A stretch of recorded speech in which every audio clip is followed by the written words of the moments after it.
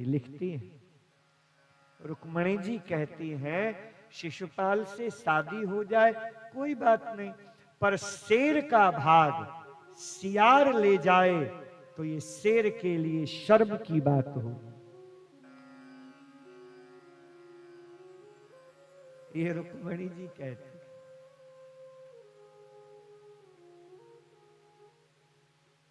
दीनहीन होकर के नहीं लिखा है रुक्मणी जी ने, प्रेम अगाध है, पर प्रेम में जो रुक्मणी जी के पास जाते हैं, मंदिर में रुक्मणी जी हैं, जाते हैं सीधे भीतर, सुंदर इतने हैं कि किसी के रोकने की हिम्मत नहीं होती, मुस्कुरा देते हैं तो उनकी हाकी ठाकुर जी मुस्कुराते हैं और रथ हाँकते हैं, रुक्मणी जी अपना घूंघट खोल देती हैं और मुखारविंद से ऐसा तेज निकलता है भगवती रुक्मणी के कि सारे सैनिक मूर्छित होकर के गिर पड़ते हैं। भागवत जी में सारे सैनिक मूर्छित हो जाते हैं। लेते हैं ठाकुर जी, जाते हैं द्वारिका, द्वारिका में जाकर के ये बीच में ये भाई भी रोकता है रुक्मी, पर ठाकुर जी कहाँ मानने वाले हैं, नहीं, रुक्मणी को ही रथ के चक्र में बांध देते हैं और बांध करके बलराम जी आकर के छुड़वाते हैं और द्वारिका में जाकर के भगवान श्री कृष्ण का ब्याह होता है, विवाह होता है। भगवान श्री कृष्ण का एक विवाह नहीं होता, भगवान श्री कृष्ण के 16,108 ब्याह होते।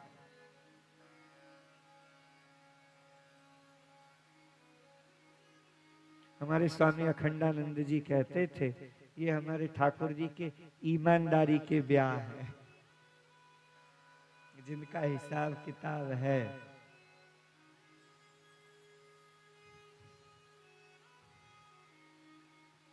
हमारे स्वामी जी से किसी ने पूछा 16,108 ज्यादा नहीं हो गए?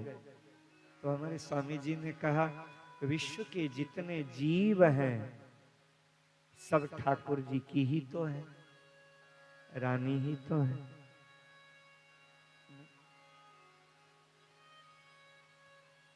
16,108 भगवान श्री कृष्ण के विवाह।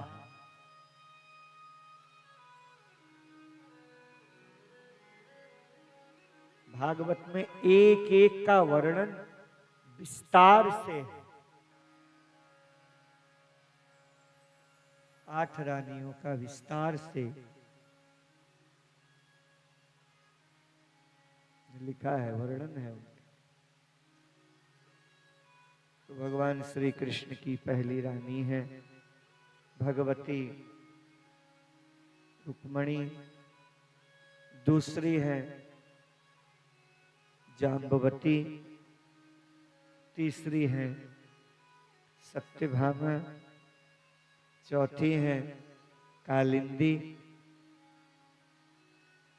8 पटरानी है भगवान की।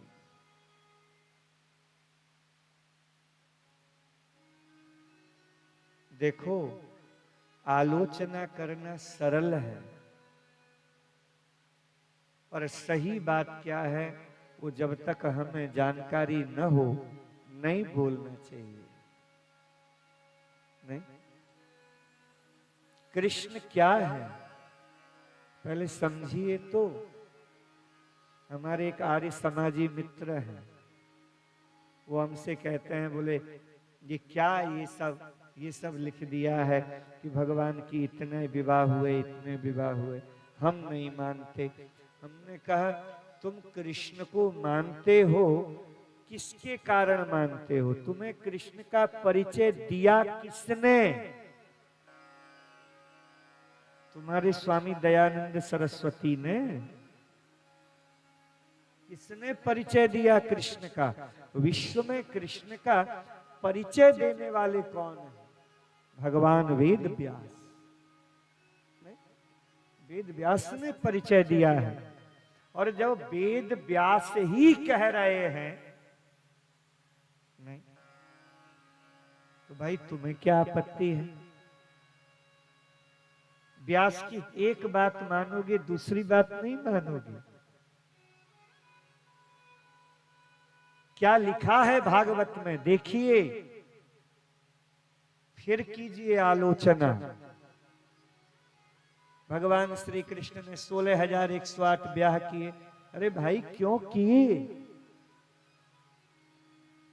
हमारे भागवत जी में लिखा है 8 पटरानियां हैं भगवान श्री कृष्ण की, अष्ट पटरानी, जिन्हें मुख्य पटरानी कहते हैं।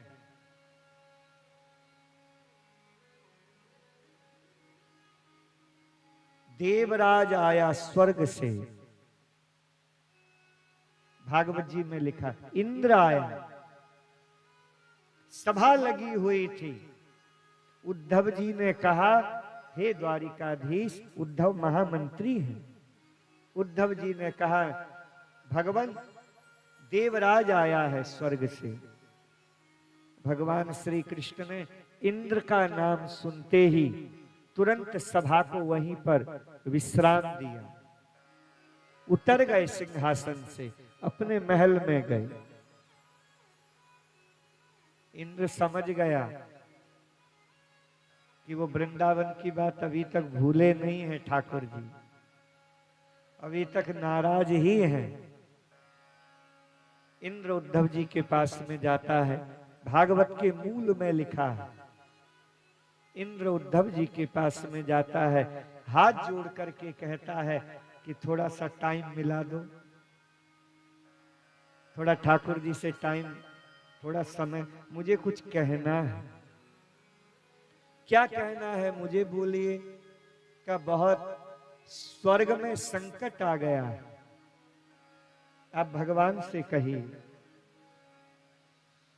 संध्या के समय उद्धव जी ने कहा, संध्या के समय समुद्र के किनारे ठाकुर जी टहलते हैं, क्या बोलते हैं उसे, इवनिंग वॉक करते हैं समुद्र के किनारे थोड़ा, और कोई नहीं होता उस समय, मैं होता हूं। हे इंद्र, आप वहां पर आ जाइएगा। ठीक है, मैं आ जाऊं। संध्या के समय ठाकुर जी टहल रहे थे वो समुद्र के किनारे, तभी इंद्र आया। और जैसे इंद्र आया, भगवान श्री कृष्ण ने देखा तो उठ करके जाने लगे, वहां से जाने लगे। ऐसे चल रहे थे, उन्होंने मार्ग छोड़ दिया वो वाला, और जैसे अपने महल की ओर, तो तुरंत देवराज ने आकर के हाथ जोड़ करके कहा, नाथ सुन लो एक बार, बस एक बार। उद्धव जी ने कहा, सुन लीजिए बेचारे, कुछ भी हो देवराज है, इंद्र है, देवताओं का राजा है, उसकी मर्यादा है, सुन लो नाथ। ठाकुर जी ने कहा, क्या है बोल। इंद्र ने कहा, मुझे पता है आप मुझसे अभी तक नाराज हैं, कोई बात नहीं, हो जाइए, पर एक मेरी प्रार्थना है। क्या? बोले, भौमासुर का आतंक पूरे विश्व में फैल गया। भगवान श्री कृष्ण ने कहा, तो? बोले, तो नहीं, हे नाथ, भौमासुर का आतंक इतना फैल गया है कि मेरे स्वर्ग में भी चला गया। और 2 दिन पहले की बात है कि मेरा जो छत्र है वो छीन करके लेकर के आ गया है भौमासुर। मेरी माता अदिति के जो कुंडल हैं वो उसने छीन लिए हैं।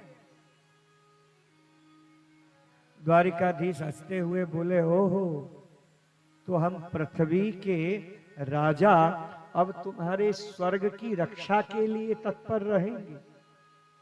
अरे तुम्हें देवराज बनाया है, अपने स्वर्ग को भी नहीं बचा सकते। इंद्र ने हाथ जोड़ करके कहा, आप जानते हैं मैं कुछ नहीं जानता, अपने स्वर्ग की रक्षा तुम स्वयं करो, मेरी जिम्मेवारी नहीं है। ठाकुर जी कह करके जाने लगे। भागवत जी में लिखा है, इंद्र ने पीछे से हाथ जोड़ करके कहा, नाथ 16,100 छोटी छोटी कन्याओं को उसने कैद करके रखा है। बेचारी उन कन्याओं का क्या होगा।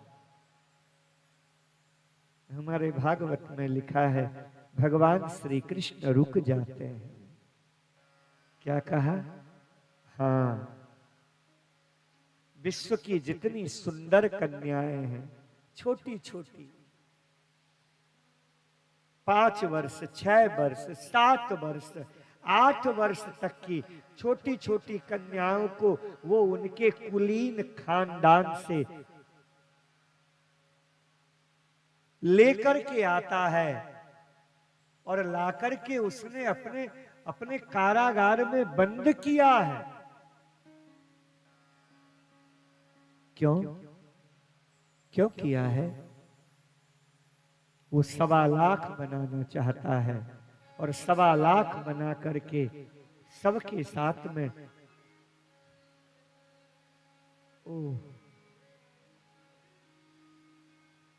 नेत्र सजल हो गए द्वारिकाधीश के।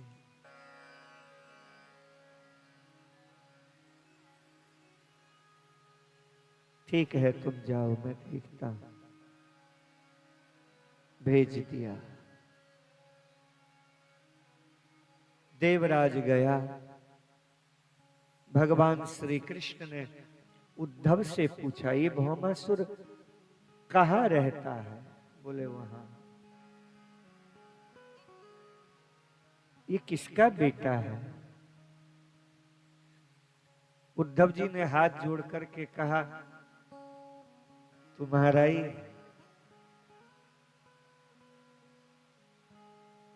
मेरा बेटा? हाँ। जब आप 12 बन करके आए थे तो पृथ्वी के साथ में आपका संबंध हुआ था।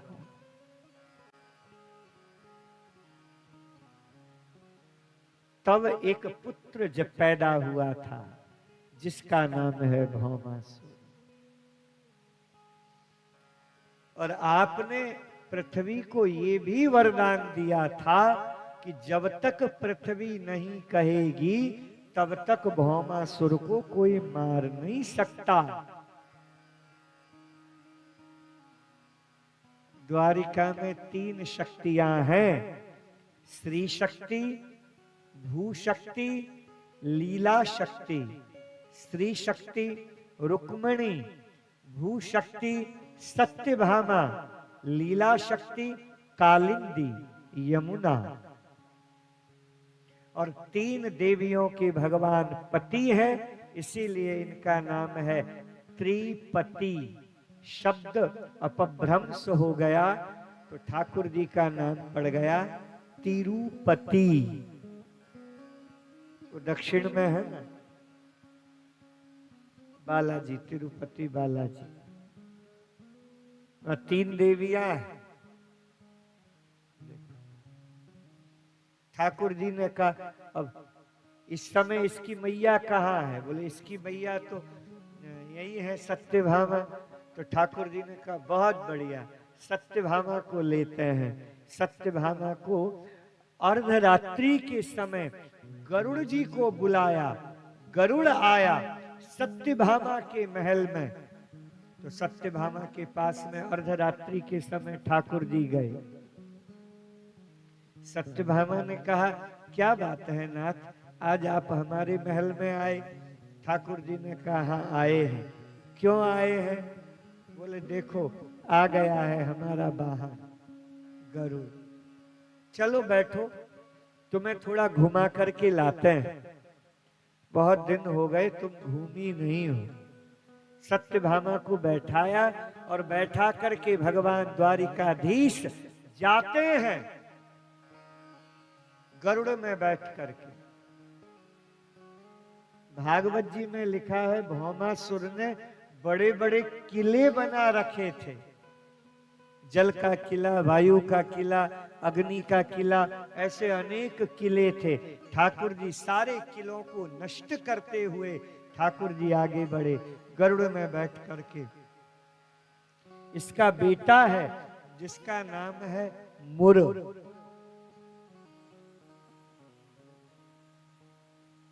क्या नाम है? मुर। मुर मुर नाम का इसका बेटा है।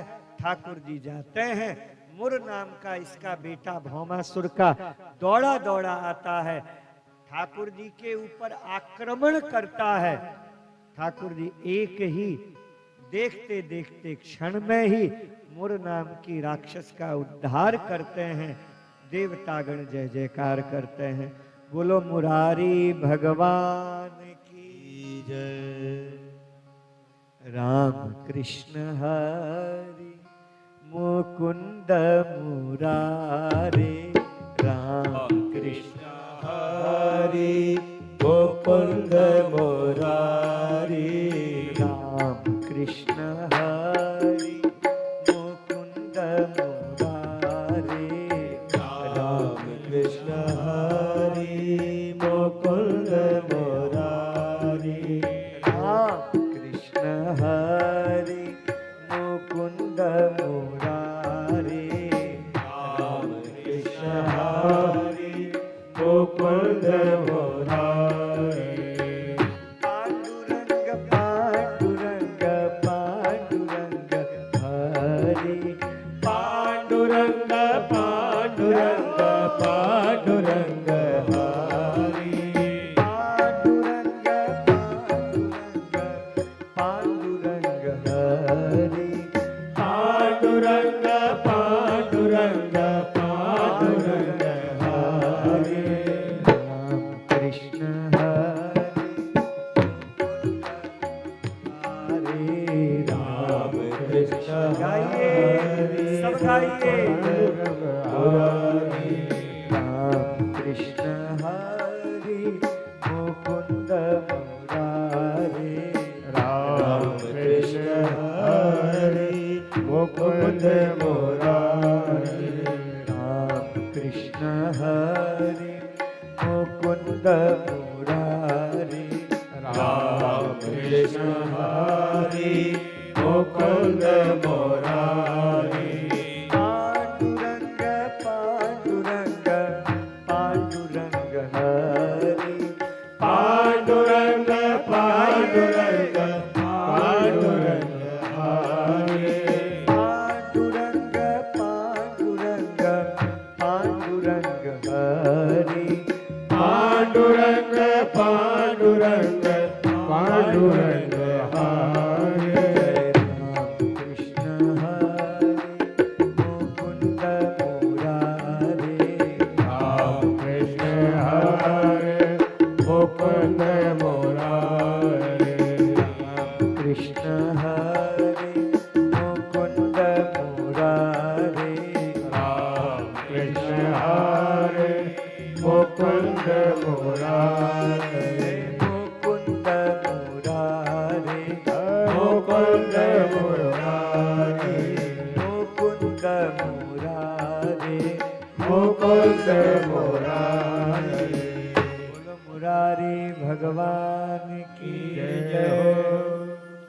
ठाकुर जी ने मुर नाम के राक्षस का उद्धार किया, इसलिए ठाकुर जी का नाम पड़ा मुरारी। अब भगवान आगे के लिए जाते हैं। लड़ाई होती है भौमासुर से, बड़ी भयानक लड़ाई होती है। ठाकुर जी का कवच तोड़ देता है, भागवत जी में लिखा है। ठाकुर जी का कवच तोड़ देता है, ठाकुर जी गिर पड़ते हैं गरुड़ जी में।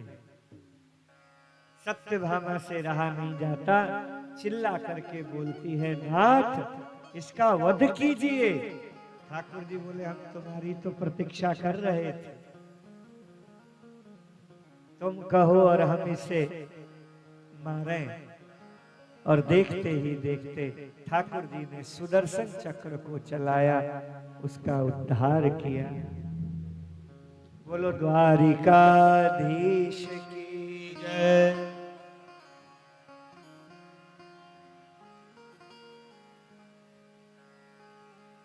ठाकुर जी कहते हैं सत्यभामा को, अब तुम मेरे साथ में चलो। देखो, लेकर के जाते हैं, कारागार को खोलते हैं तो कारागार में 16,100 राजकन्याएं, खाने को नहीं देता था, शोषण होता था इन बेचारी बच्चियों का।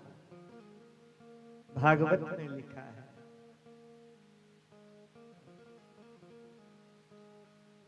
नहीं, ऐसा नहीं है। अब भैया कोई आधुनिक लेखक कुछ भी कहे, उसका क्या महत्व है? महत्व तो उसका है ना जिन्होंने कृष्ण से हमारा परिचय कराया। वेद व्यास जी का महत्व है। वेद व्यास जी ने जो कहा है उसका महत्व है। महत्व ये आधुनिक विचारधारा वाले क्या कहते हैं कृष्ण के विषय में, उसका क्या महत्व साहब? नहीं। तो कोई कहे राम महापुरुष थे, अरे भैया तुम्हारे महापुरुष थे कहने का क्या महत्व है? जब महर्षि वाल्मीकि ने ही लिख दिया रामस्तु भगवान स्वयं। नहीं, तुम अपने मन से कुछ भी बोलते रहो, उसका क्या महत्व है? हमारे भक्त समाज में उसका कोई महत्व नहीं। वो बात दो कौड़ी की है। हमारे भक्त समाज में तो उस बात का महत्व है जो शास्त्र ने कहे हैं। वेद व्यास जी ने कहा है, उसका महत्व है। महर्षि वाल्मीकि जी ने कहा है, उसका महत्व है। हमारे भक्त शिरोमणि आहा हमारे श्री तुलसीदास जी ने कहा है, उसका महत्व है। नहीं? बाकी और मैं तो अपने साधकों को कहता हूं कि देखो, सबकी कथा सुननी भी नहीं चाहिए। आज अंतिम दिन है, मुझे कल आना है नहीं, इसलिए कोई आपत्ति है नहीं। अब इसलिए जो बात है मैं बोलता हूं। मेरे साधकों, हर किताब को पढ़ना भी नहीं चाहिए। जो किताब मिले नहीं उसे पढ़ा। मैं बाबा के साथ एक बार जा रहा था वृंदावन में, तो कोई दूसरे संस्था, आजकल संस्था वाले बहुत बोलते हैं ना, ये नए नए निकल गए हैं। नहीं, वो किताब बांट रहा था तो मैंने ले लिया तो मेरे बाबा ने देखा, तो मैंने एक दो पन्ना पलटा, उसका देख रहा था तो मेरे बाबा ने कहा क्या है ये? बोले महाराज जी वो कोई किताब दे रहा था, मैं थोड़ा देख रहा। क्यों ली किताब? क्यों ली? मैंने कहा वो फ्री में दे रहा था तो ले लिया। तो मेरे बाबा बोले फ्री में कोई सुगर देगा, पालोगे? फ्री का क्या मतलब है? अरे हम साधक हैं। नहीं, आलतू फालतू ये जो कचरा है, ये भरने से कोई फायदा है? प्लीज आंखों को और कानों को बचाओ। हम जो साधक हैं, मैं उनके लिए बोल रहा हूं।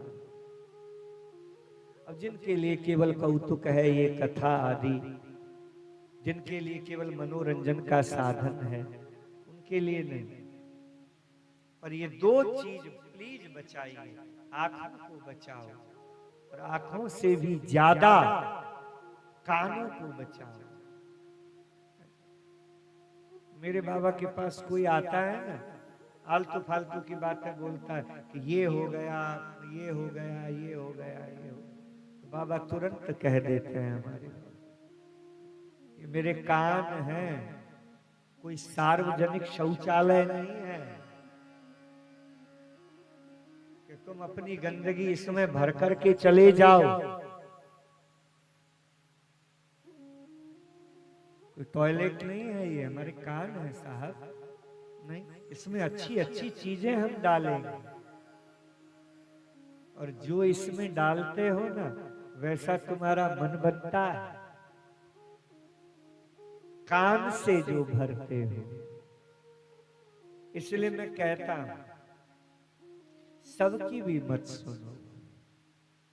आजकल सोशल मीडिया में भी बहुत आ गए, सुननी है तो उनकी सुनो, नहीं, जिनका लक्ष्य, जिनका ध्येय, नहीं, जिनका आधार आश्रय रामचरितमानस है, भक्तमाल है, गीता जी है, भागवत जी है, शिव पुराण आदि जो पुराण है वो है, बाकी मनमुखी लोगों की मत सुनो, जो अपने मन से कुछ भी बोल रहे हैं, नहीं, उन्हें तुम्हारे से कोई लेना देना नहीं है, उन्हें लेना देना है पैसा से, केवल दान मिलना चाहिए, बढ़िया, बाकी कुछ भी चले, कुछ भी बोल रहे हैं, जो मन में आया बोल रहे हैं, जो मन में आया बोल रहे हैं, सबकी प्लीज मत सुनो। मैं सबको नहीं कह रहा, जो वास्तव में इस मार्ग के प्रति गंभीर है, मैं उनके लिए कह रहा हूं।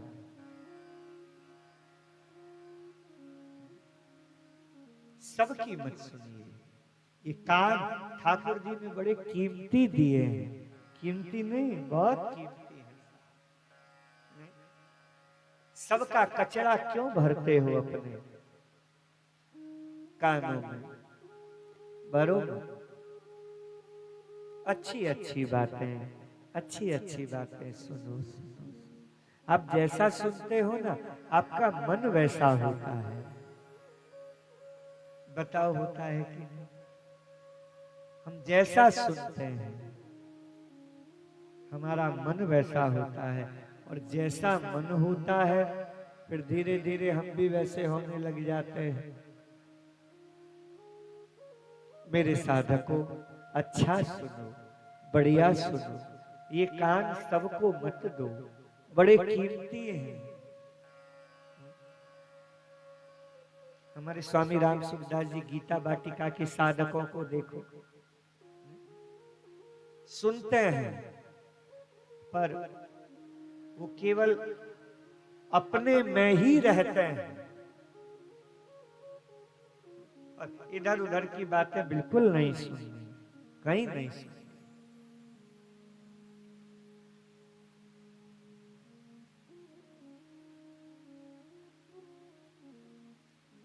भगवान श्री कृष्ण ने दिखाया सत्यभामा को। देखो इन बच्चियों की स्थिति, ये बेचारी बच्चियां हैं, क्या होगा इनका? सत्यभामा ने उनकी स्थिति देखी, राजकुमारियां हैं, शरीर दुबला पतला हो गया, मरने की स्थिति में आ गई है। क्या होगा?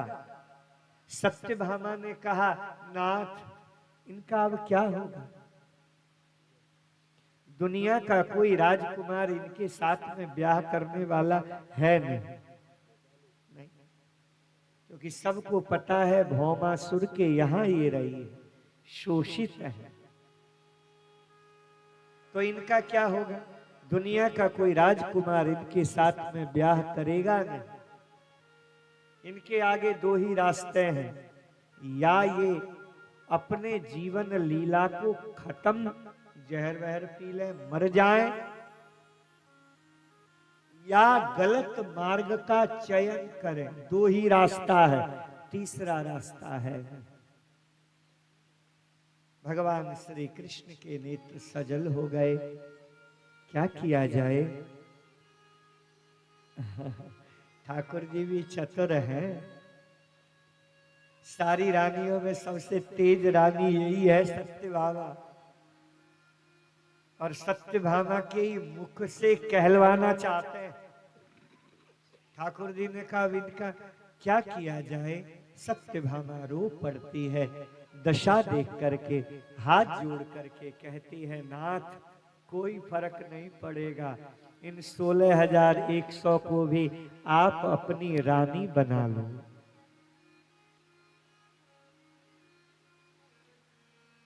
ठाकुर जी ने कहा, तुम लोगों को कोई दिक्कत तो नहीं है? बोले कोई दिक्कत नहीं, कर लो। ठाकुर जी ने एक ही मुहूर्त में 16,100 के साथ में ब्याह किया।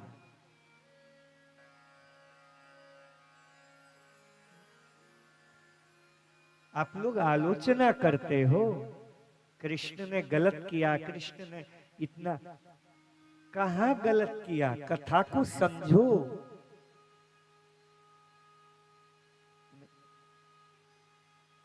कृष्ण तो करुणा निधान है। 16,100 के साथ ब्याह किया हमारे ठाकुर जी ने, और ब्याह करने के बाद में सबको द्वारिका भेज दिया। ठाकुर जी की कितनी रानियां हो गई? 16,108।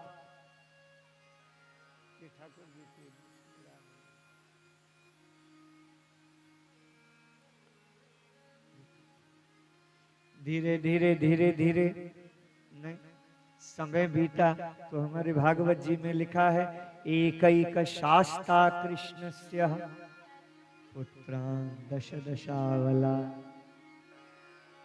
प्रत्येक रानी में से,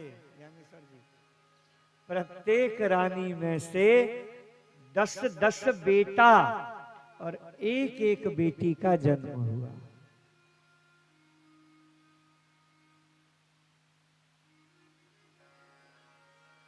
बहुत हो गए नहीं?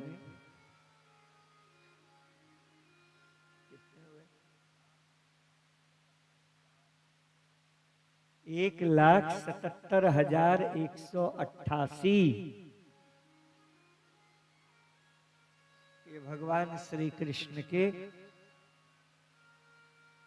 पुत्र और एक एक पुत्री। 16,108 में प्रत्येक में से 11-11 संतान, यानी 10 बेटा और एक बेटी।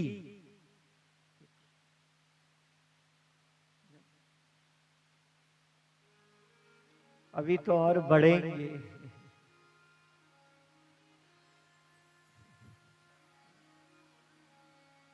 अभी तो इनके नाती पोता होंगे। हम आपको अंतिम बात बतावें, भागवत में लिखा है कि पढ़ाने वाले, कृष्ण के बच्चों को पढ़ाने वाले शिक्षकों की संख्या 3 करोड़ है।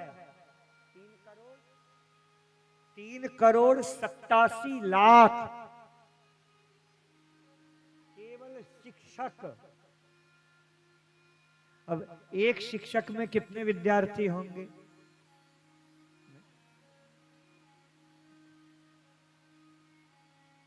ये बढ़ता गया, बढ़ता गया।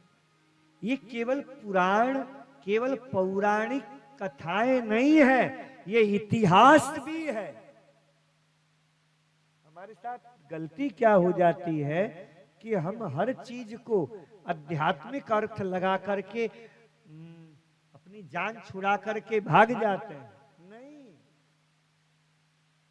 केवल आध्यात्मिक अर्थ ही नहीं है इसका, ये इतिहास भी है। हम पहले जब हम भागवत अपने गुरुजी से, पिताजी से पढ़ते थे छोटे में, हमारे पिताजी बताते रहते थे, तो हमारे मन में एक ही बात आती थी कि भाई शायद ये कोई प्रतीक होगा, ये रूपक जैसे होते हैं ना, रूपक। कृष्ण यानी भगवान नहीं, 16,100 यानी वेद की ऋचाएं, 8 यानी प्रकृति। ऐसे हम सुनते थे और ऐसे ही समझते थे, और ऐसे समझते समझते हमें लगने लगा था कि शायद ये बनी घटना नहीं है, ये पुराणों की वो है, मिथक है, रूपक है। और ये बहुत भारी गलती थी, ऐसा नहीं है। फिर हम बड़े हुए तो एक दो किताबें हमने इधर उधर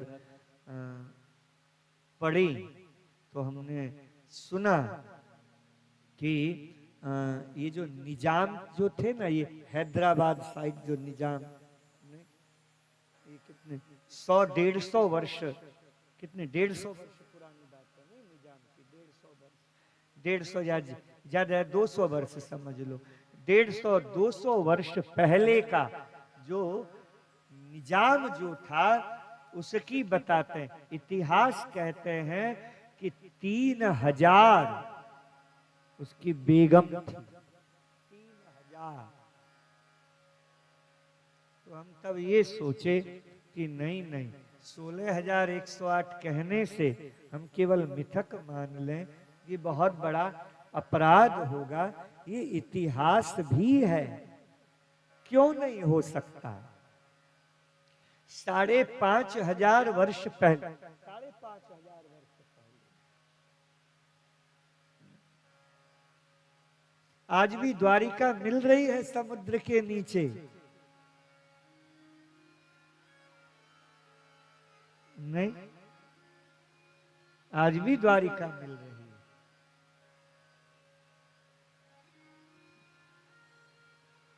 तो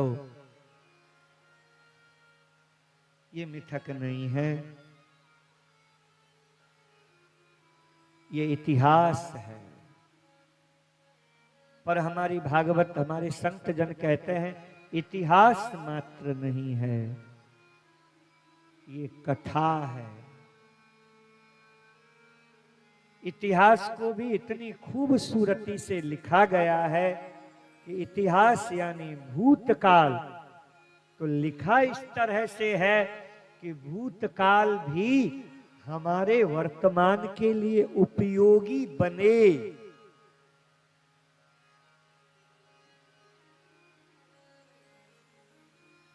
ये जितने भी ये पाश्चात्य देश के इतिहासकार हैं ना, इन्होंने केवल इतिहास लिखा। अब उस इतिहास यानी इतिहास यानी भूतकाल नहीं, भूतकाल को ही तो इतिहास कहा जाता है। इतिहास जो घटना बीत चुकी है, भूतकाल। अब वो भूतकाल की घटना हमारे जीवन में कैसे आए, आज कैसे आए?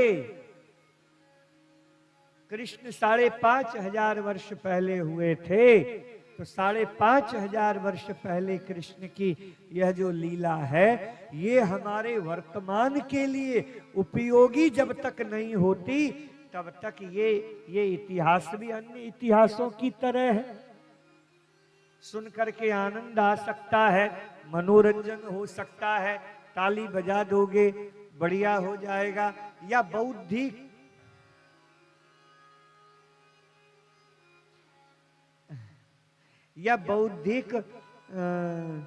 जो ज्ञान है वो आपका बढ़ जाएगा।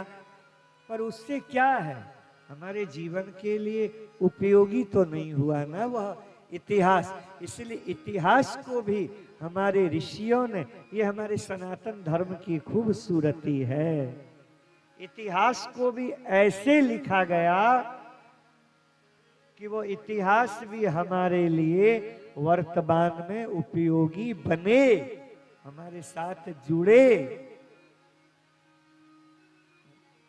नहीं तो कोई मतलब नहीं। तो ऐसा नहीं है, ये कथा भी है और कथा के साथ साथ इतिहास भी है। भगवान श्री कृष्ण विनोद कर। देखिए, हम गृहस्थ में हैं तो थोड़ा हास्य विनोद। देखो हमारा भागवत ना, हमारी भागवत बहुत विलक्षण है,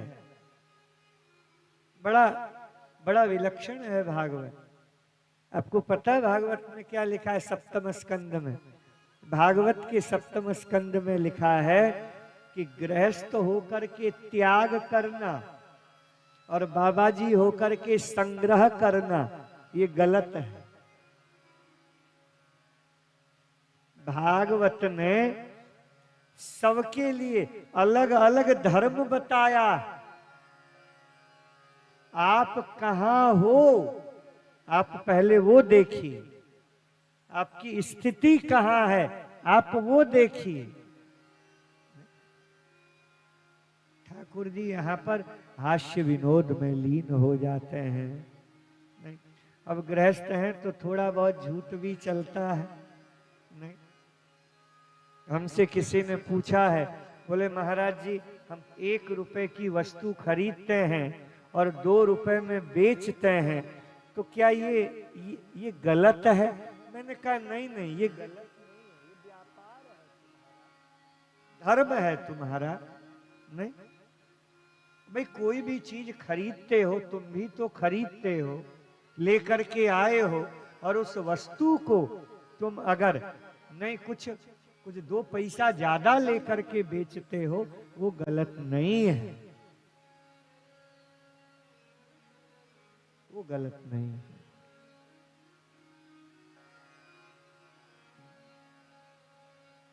देखो कहां क्या है, स्थिति क्या है, उसके आधार पर होता है। शबरी झूठे बेर खिला सकती हैं, पर हम नहीं खिला सकते, क्योंकि हमारी स्थिति नहीं है। एक क्लास होता है ना कि आप किस क्लास में हो।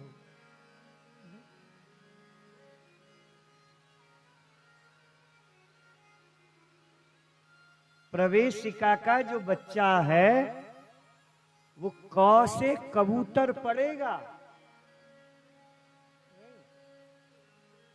पहली क्लास या क्या बोलते हैं, प्रवेशिका, हम लोग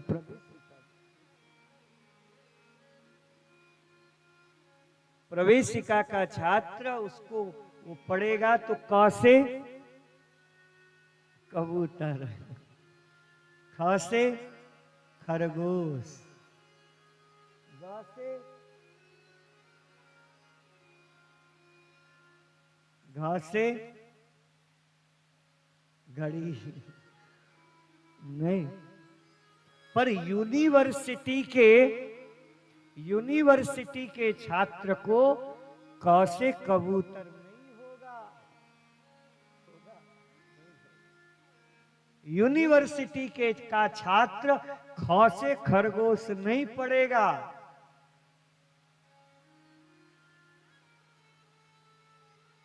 उसके लिए तो क से अनेक अर्थ हो जाएंगे। नहीं?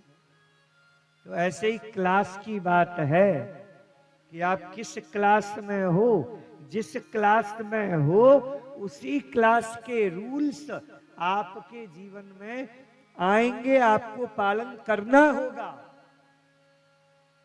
आप देह से चिपके हुए हो तो शबरी का उदाहरण, माता शबरी का उदाहरण आप में जचेगा नहीं। आप शरीर से चिपके हुए हैं तो नहीं होगा, ये सब नाटक चलेगा नहीं। नहीं, कल एक दो आए थे हमारे पास में, बोले महाराज जी कंठी बांध दीजिए, बैठे हो तो मुझे माफ कीजिएगा, मैं बोल रहा हूं।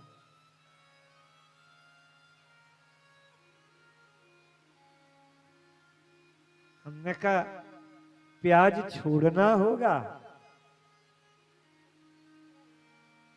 बोले महाराज जी प्याज नहीं छोड़ सकते। मैंने कहा फिर आप कोई और को खोजिए, बहुत है। नहीं, हरि शरण ही थोड़ा ही है,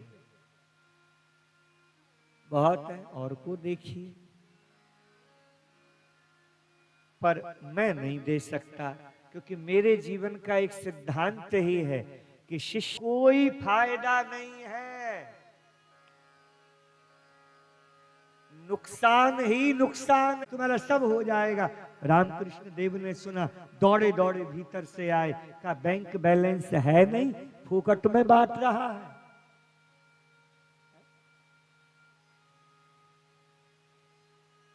देखो, मेरे बाबा ने तो मुझे भी कहा एक बार, मुझे कहा कोई कुछ कहे ना कि ऐसा नहीं हो रहा, तो सीधे मत बोलो कि हो जाएगा। तुम बोल दोगे हो जाएगा, अगर हो गया तो तुम्हारी जो ऊर्जा है, भजन की शक्ति है, वो गई है, खुश होने वाली बात नहीं है। अगर उसका हो गया तो तुम्हारी शक्ति जा रही है, तुमने जो जमा किया है वो जा रहा है।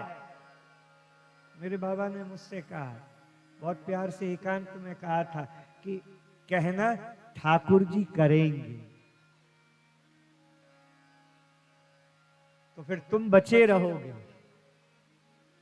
बात चली जाएगी अस्तित्व पर। वो देखे, मेरे कहने का अभिप्राय कि जो व्यक्ति एक प्याज नहीं छोड़ सकता, नहीं नहीं महाराज, हम नहीं छोड़ सकते, जो व्यक्ति प्याज नहीं छोड़ सकता, क्या हो जाएगा? छोड़ करके देखो, मरोगे नहीं, इतना पक्का है। छोड़िए, खाते हो तो मुझे कोई उससे कोई मतलब नहीं है, मैं कोई समाज सुधारक नहीं हूं ना। देखो, ऐसा भी नहीं है कि प्याज खाने से कोई नहीं, भाई आप बोल सकते हो, कोई हिंसा थोड़ी है, हम किसी को मार थोड़े रहे, अच्छी बात है, कोई दिक्कत नहीं है, आप खाते हो खाओ। मैं तो अपने साधकों को कह रहा हूं कि साधना में ये बाधक है, बस, और कोई बात नहीं। इससे कोई पाप बाप लगता है ऐसा नहीं, मैं कह रहा हूं प्याज लहसुन खाने से क्या कोई पाप लगता है या नरक में जाना पड़ता है, ऐसा कुछ नहीं है। पर जो साधक हैं, जो भजन करने के लिए भजन मार्ग में लगे हैं, उनके लिए ये जो मार्ग है, ये जो प्याज लहसुन जैसे जो वस्तुएं हैं, ये आपके भजन में विघ्न डालते हैं, आपका भजन बनने नहीं देंगे, आपका भजन होगा नहीं। अरे क्या बताएं हम आपको, नहीं, भजनानंदियों को जो भजन करने वाले हैं, उनको तो इसकी जो गंध है ना, और मैं तो यहाँ बोला कि नहीं पता नहीं, कभी कभी हम भी भूल जाते हैं कि ये वाली बात वहां बोली थी कि यहाँ बोल दी है, ऐसा भी हम भूल जाते हैं। नहीं, अब देखो ना, ये प्याज लहसुन को हम तो 5 स्टार होटल में एक बार वो क्या कोलकाता में हमारे यजमान का बेटा हमें लेकर के गया, बोले महाराज जी 7 स्टार होटल था, आमार बाड़ी में, क्या नाम था उसका, नहीं, हम लोग गए थे, तो वहां पर तो महाराज जी क्या खाएंगे, हमने कहा हम होटल का क्या खाएंगे, हम कुछ नहीं खाएंगे। बोले हाँ चाय पिएंगे, अगर तुम लेके आए हो तो चाय पिएंगे। हम चाय पीते हैं, अब गलत है कि सही है वो आप, ये बुराई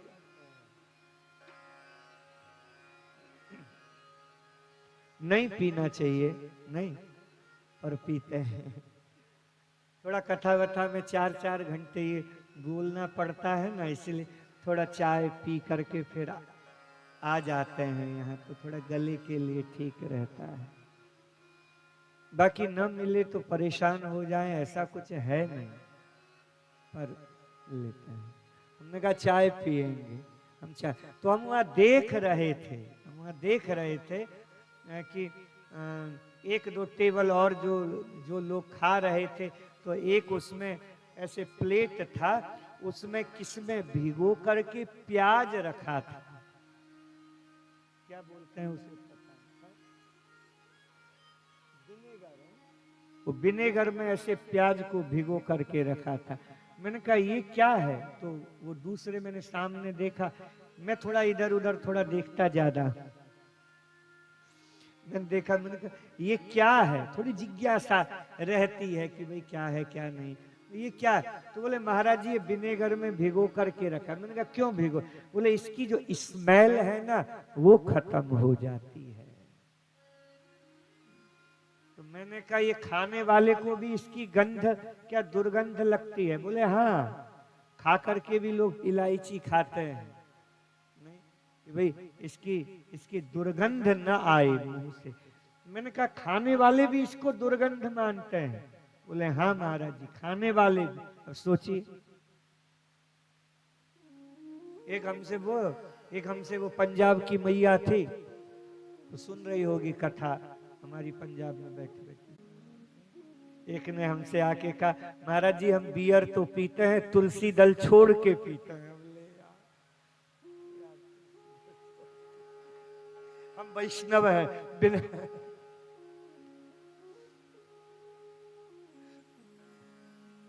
बंद करो ये नाटक, नहीं ये सब हमारी भागवत बहुत विलक्षण है, हमारी भागवत बड़ी प्यारी है साहब, हमारी भागवत सबके लिए मार्ग बताती है, क्लास के हिसाब से मार्ग बताती है। गृहस्थ है तो उसका ये नियम है, नहीं बाबा जी है तो उसका ये नियम है, ये ऐसा है तो इसका ये नियम, इसका ये नियम, इसका अलग अलग नियम है सबके, नहीं इसलिए आपकी जो क्लास है वो अपनी क्लास देखिए, और आपके समझ में नहीं आ रही तो गुरु से पूछिए कि हमारी क्लास क्या है, हम बताएं। एक की स्थिति बहुत अच्छी थी, तो हमारे बाबा से कहा, बोले महाराज जी माला नहीं लिया जाता, मैं क्या बोलूं संख्या भूल जाती हूँ। तो मेरे बाबा बोले कोई बात नहीं, छोड़ दो संख्या के झंझट में रहो। दूसरे ने आकर के कहा, बोले क्या रखनी जरूरी है, इसलिए माला जपे तो संख्या जरूर रखें, और ऐसी संख्या रखें कि वो संख्या कभी घटे नहीं, बढ़ जाए, पर जितनी संख्या रखे हो उससे घटे नहीं, घटाना नहीं। जो गुरु ने मन्ने हुए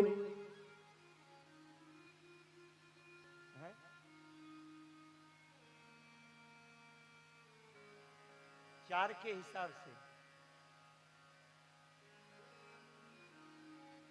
चलिए बता देना बाद में है कितना, 64,432, 64,432 बहुत हो गए नहीं। तो नारद जी ने कहा अब इतने के लिए पेड़ कहा है। नारद जी ने कहा बाहर से देखते हैं, देखिए भगवान श्री कृष्ण के बाहर से लीला का दर्शन नारद जी करते हैं। कहीं पर भगवान श्री कृष्ण सुबह उठे हैं, प्रातः काल के समय उठे हैं, और उठ करके वहीं अपने पर्यंक में ही, बिस्तर में ही आंखें बंद करके हमारे द्वारिकाधीश बैठे हैं, ध्यान कर रहे हैं ठाकुर जी। देखो बहुत बढ़िया बात है, यहां हमें ठाकुर जी सिखा रहे हैं। क्या सिखा रहे हैं कि सुबह होते ही बिल्कुल हड़बड़ा करके मत उठो, कई लोगों की आदत होती है बिल्कुल हड़बड़ा करके उठते हैं, ऐसे उठते हैं जैसे भूकंप आ गया क्या कि आयो उठ गए। ऐसे मत उठिए, शांति से उठिए। और भागवत में लिखा है उठ करके सीधे पहले बिस्तर में ही बैठिए, शांति से बैठिए। हो सके तो आंखें मूंद लीजिए, एक दो बार सांस लीजिए, खुल करके सांस खींचिए, छोड़िए। आंखें मूंद लीजिए। कुछ नहीं तो हम तो एक ही बात कहते हैं, श्री जी के चरण का चिंतन कीजिए।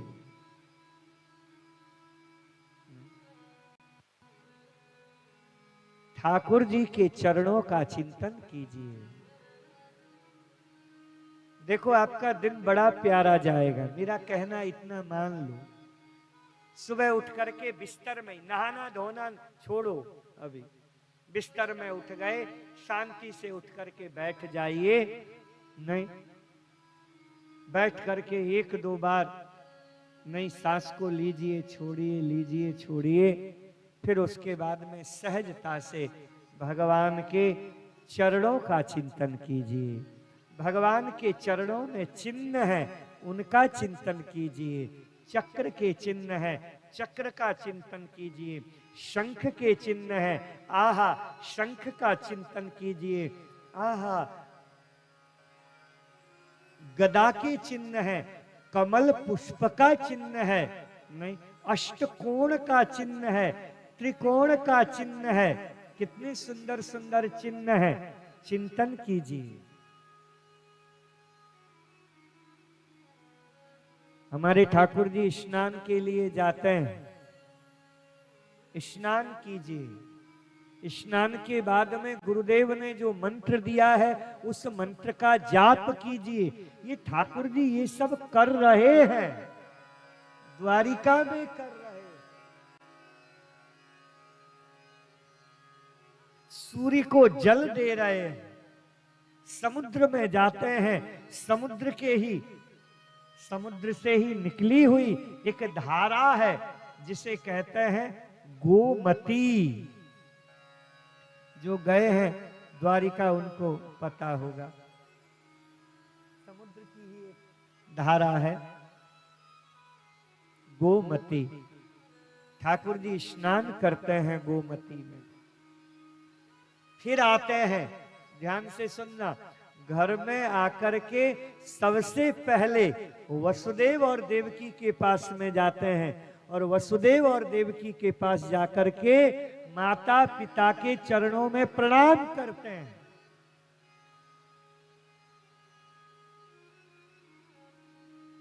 आप कितने भी बड़े भगत हो जाओ, आप कितने भी बड़े भक्ति कर लो, पर मेरी आप लोगों से एक प्रार्थना है, अपने माता पिता का आदर सदैव करना।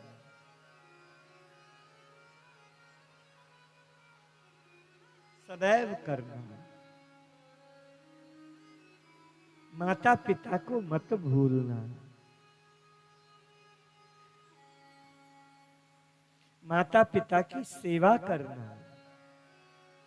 हमारे जो आचार्य चरण है ना, श्री निम्बार्क भगवान, श्री निम्बार्क आचार्य महाप्रभु, हमारे आचार्य चरण अपने माता पिता को लेकर के आए गिरिराज जी में और अपने माता पिता की आजीवन पर्यंत उन्होंने सेवा की। इनके पिता का नाम क्या? अरुण ऋषि, और माता का नाम जयंती। जयंती माता और अरुण पिता, इनकी हमारे निम्बार्क भगवान ने बड़ी सेवा की। इसलिए कभी भी अपने माता पिता को मत भूलिए। माता पिता, आप कितनी भी भक्ति कीजिए, बड़ी, देखो भक्ति करने का मतलब ये थोड़ी है यार, भक्ति करने का मतलब ये है विनम्रता आए, नम्रता आए, हम झुकना सीखें, नहीं, झुकिए झुकिए झुकिए। अगर आप झुकते नहीं हैं तो आपके जीवन में कोई भक्ति नहीं है। हमारे चैतन्य महाप्रभु को याद कीजिए। तृणादपि सुनीचेन, आह, तृणादपि सुनीचेन तरोरपि सहिष्णुना, अमानिनः मानदेनः कीर्तनीय सदा हरि। अमानिनः मानदेन कीर्तनीय सदा हरि। कीर्तन करो हरि का, हरि को गाओ, हरि को भजो। हरि के बिना और कोई सार नहीं है। मैं ऐसे ही व्यास गद्दी में बैठ के डायलॉग बाजी नहीं दे रहा, मैं आपको सच्ची बात बता रहा हूं। कोई आधार नहीं है, कोई आधार नहीं है, आप देख लो। और इसके बाद तृणादपि सुनीचेनः, अपने आप को छोटा समझो। छोटा बने सोई हरि पावे। आप जितने छोटे बनेंगे ना, आप ठाकुर जी के उतने ही करीब रहेंगे। आप जितने बड़े हो जाएंगे ना, आप ठाकुर जी से दूर हो जाएंगे। आप छोटे बनिए, छोटे बनिए, छोटे बनिए। कितने छोटे, इतने छोटे। भक्तमाल में हमारे पूज्य श्री गोस्वामी जी की कथा आती है ना। गोस्वामी श्री नाभादास जी ने भंडारा किया हमारे वृंदावन में।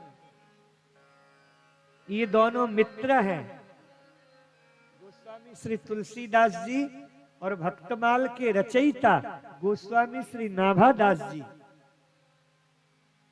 मित्र हैं दोनों, बड़े अच्छे मित्र हैं। वृंदावन में गोस्वामी श्री तुलसीदास जी आए हुए थे, तो भंडारा किया था गोस्वामी श्री नाभादास जी ने। कहा वृंदावन में एक जगह है बंसी बट,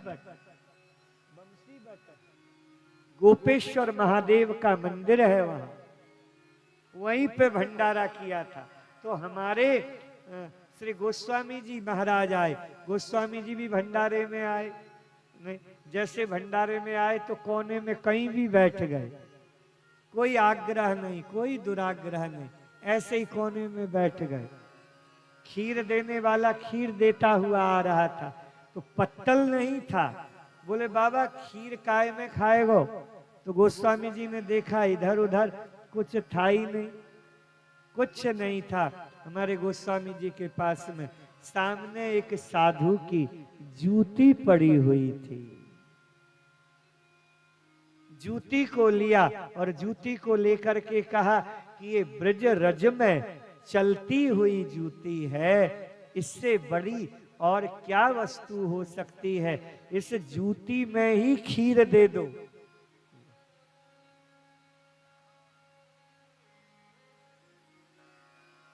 जैसे जूती में मांगी, महात्मा की जूती है, कोई साधारण थोड़ी है।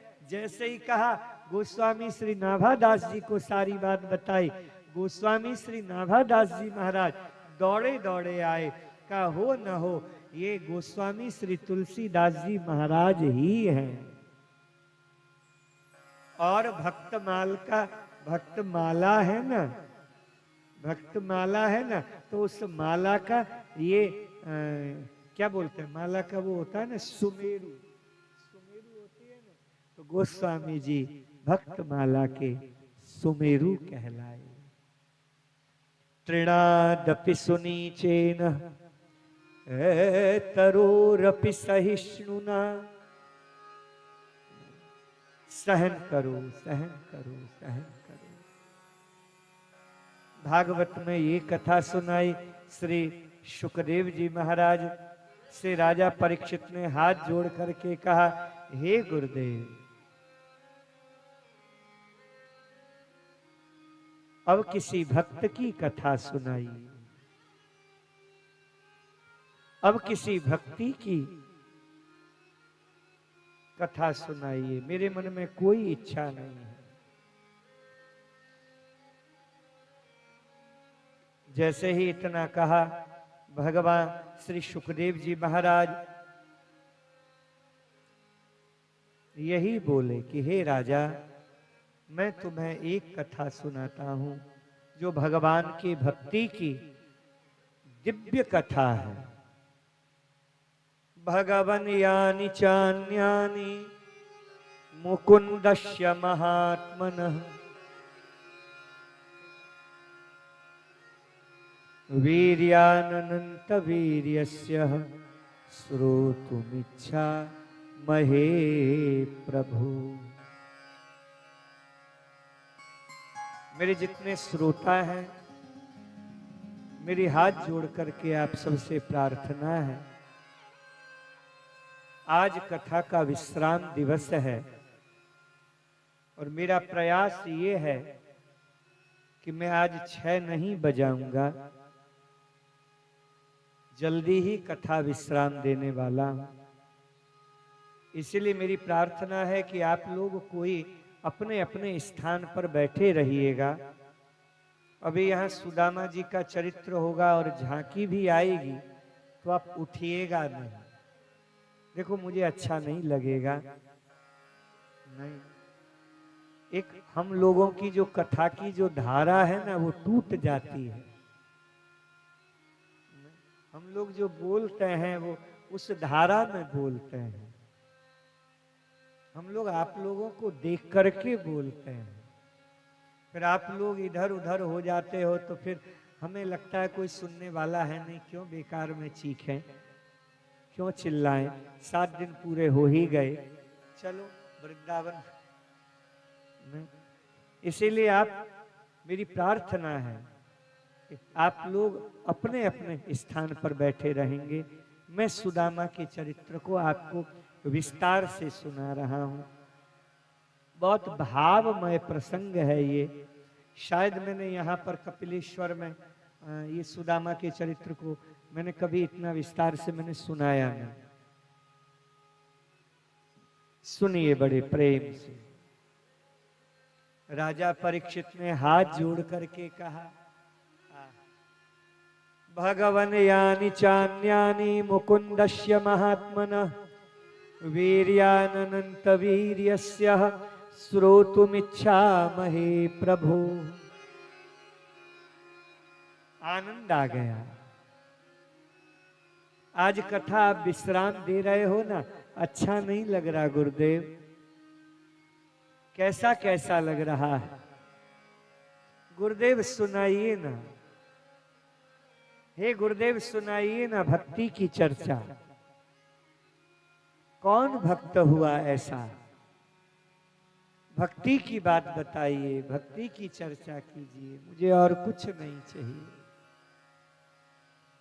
साभाग्यया तस्य गुणान् गृणीते करौ च तत्कर्म करौ मनश्यः स्मरेद वसंतम स्थिर जंगमेषु शृणोति तत्पुण्य कथा सकर्णः। साभाग्यया तस्य गुणान् गृणीते, जय हो। साभाग्यया, कृष्ण सीताराम नमः शिवाय भगवान के नाम का हम जाप करें। नहीं, गुरुदेव कथा सुनाइए, गुरुदेव कथा सुनाइए। श्री सुखदेव जी महाराज मुस्कुरा करके कहते हैं, हे राजा परीक्षित, कृष्णस्यासीद सखा कश्चिद ब्राह्मणो ब्रह्मवित्तमः विरक्तः इंद्रियार्थेषु प्रशांतात्मा जितेंद्रिय। कृष्ण का एक सखा हुआ। क्या नाम है इसका? इसका नाम है क्या? सुदामा। क्या नाम है? सुदामा। कृष्ण जा रहे हैं। कहां जा रहे हैं? उज्जैन में पढ़ने के लिए जा रहे हैं। मथुरा से उज्जैन विद्यार्जन करने के लिए गए ना, कंस का वध करने के बाद। अच्छा, एक बात समझने की है, हमारे मथुरा से काशी पास में, उज्जैन पास में नहीं है, बहुत दूर है उज्जैन मथुरा से। मथुरा से काशी पास है और विद्या का जो केंद्र है वो काशी है। पर भगवान श्री कृष्ण काशी नहीं गए पढ़ने के लिए। कहां गए? उज्जैन गए। और किसी को बताया नहीं। क्यों भाई, ऐसा क्यों किया? तो बहुत समझने की बात है मेरे साधकों, मेरे श्रोताओ, ध्यान से सुनना।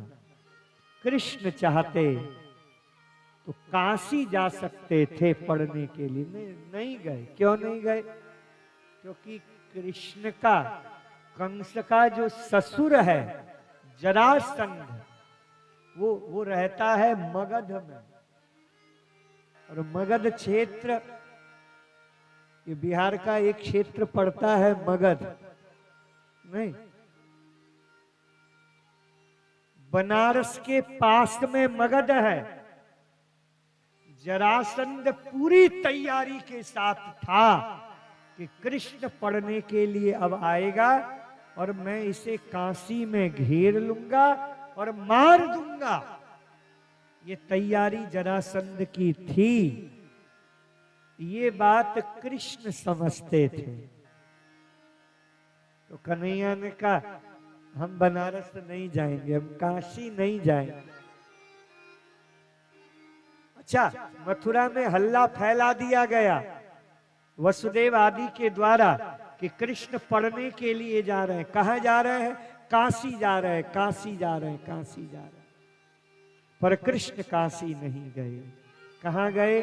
उज्जैन। चुपके से कृष्ण उज्जैन चले जाते हैं और जरासंध यहां काशी में खोजता रहा कन्हैया को।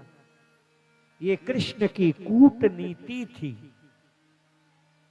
कृष्ण को समझना साधारण नहीं है, बड़ा कठिन है।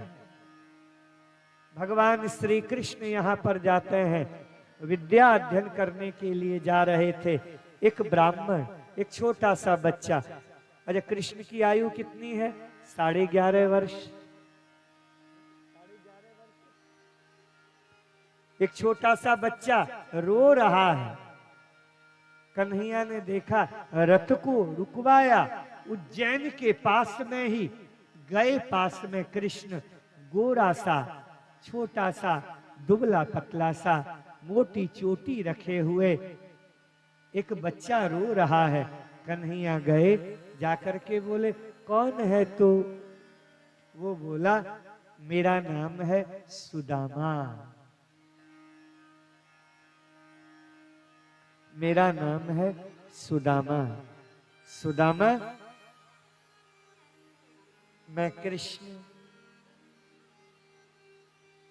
अच्छा, सबसे प्यारा रिश्ता कौन सा है? सबसे गहरा रिश्ता कौन सा है? मित्रता का, दोस्ती का। एक दोस्त ही है जो अपने दिल की सारी बात बोल देता है। इतना गहरा रिश्ता तो पति पत्नी में भी नहीं होता। नहीं, पत्नी भी कहे कैसी लग रही हो, तो पति को झूठ बोलना ही पड़ेगा। पति वहां कह दे छोड़ो जाने, जो आज अंतिम दिन है, क्यों ज्यादा बोल के जाए।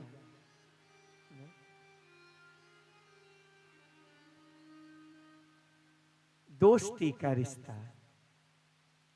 मैं कृष्ण। सुदामा ने कहा तू रोता क्यों है? बोले कांटा गड़ गया है। कांटा गड़ गया है? हाँ। मैं निकाल दूं, दुखेगा।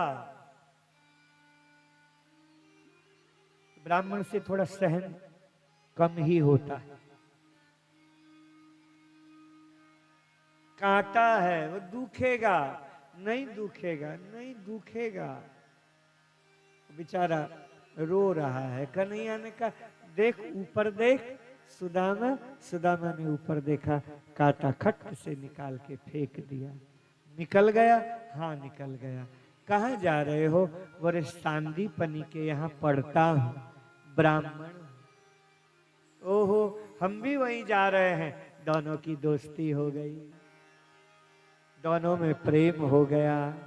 अब उठते हैं सुदामा के साथ, बैठते हैं सुदामा के पास, साथ खेलते हैं सुदामा के साथ कृष्ण, खाते हैं सुदामा के साथ। समिधा लेने के लिए एक समय भोजन मिलता है, दक्षिणा पैसा लिया नहीं जाता। प्राचीन गुरुकुल में नहीं, पैसे लिए नहीं जाते थे। गरीब और अमीर एक ही साथ पढ़ते थे। राजा का राजकुमार भी वहीं पढ़ेगा और ब्राह्मण का गरीब बच्चा भी वहीं पढ़ेगा। व्यवस्था ऐसी थी, करें क्या। संध्या के समय जब जाते थे तो कन्हैया से सांदीपनी की जो पत्नी है वो बड़ा प्रेम रखती थी। वात्सल्य उनका कृष्ण को देखते ही उमड़ पड़ता था। वो बार बार सोचते थे, घर में कितनी बार खाता होगा ये कन्हैया। इसकी गोकुल में यशोदा और वहां देवकी खिलाती होगी, यहाँ कौन खिलाएगा इसे। तो चुपके से चने पत्नी सी के पास में है, जाओ। और जैसे पत्नी के पास में गए